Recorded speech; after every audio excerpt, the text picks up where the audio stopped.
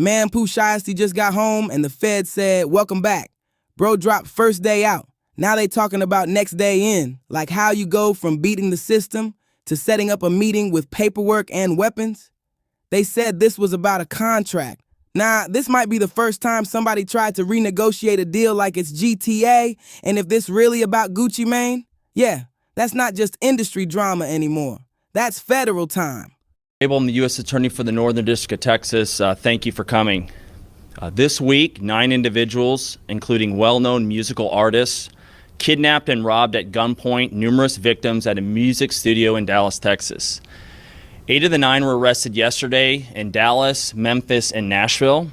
These individuals who are charged and arrested include Lontrell Williams Jr., also known as Pooh Shiesty, Lontrell Williams Sr., Rodney Wright Jr., also known as Big 30, Kadarius Waters, Demarion Gibson, DeMarcus Glover, Corday Johnson, Darian McDaniel, and Terrence Rogers has not been arrested yet, but will be soon. The complaint alleges that on January 10th of this year, 3 music industry professionals traveled to Dallas for a scheduled business meeting. Lontrell Williams Jr. arranged this meeting purportedly to discuss the terms of his recording contract with one of the victims. As alleged, once these 3 men were inside the recording studio, Williams Jr. and 8 co-conspirators, several of whom traveled from Memphis, Tennessee, executed a coordinated armed takeover. As alleged, Williams Jr. produced an AK-style pistol and forced one of the victims to sign a release from the recording contract at gunpoint.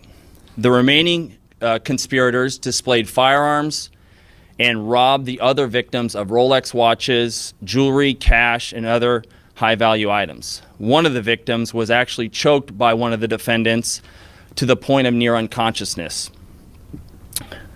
Defendant Wright barricaded the studio door with his body to prevent the victims from escaping. The ringleader of the conspiracy, Lontrell Williams Jr., was on home confinement at the time of the offense, as alleged, for a prior firearms conspiracy charge and conviction out of the Southern District of Florida. Towards the end of his prison sentence, he had been granted home detention. Part of the terms of his home detention were that he would not commit another federal offense or possess a firearm. His father, Lontrell Williams Sr., is alleged to have helped plan and execute the federal kidnapping as charged in the complaint. And as described further in the complaint, within hours of leaving the Dallas studio, a number of the defendants were on social media displaying some of the items that appeared to be the jewelry that had been robbed from the victims. The charging document outlines some of the evidence, just some, establishing the defendants' roles in the federal offense. This is as follows: electronic monitoring data placing Williams Jr. at the offense location, which would put him in violation of his home detention conditions. Cell phone records and license plate reader data corroborating the coordinated travel of multiple defendants from Memphis, Tennessee to Dallas. Rental car records confirming Williams Sr. rented a vehicle that was used by the group. Surveillance footage from the offense location, a nearby office supply store, and a hotel where several of the defendants stayed following the offense. Fingerprint evidence as well that was recovered from the crime scene, matching at least 2 of the defendants.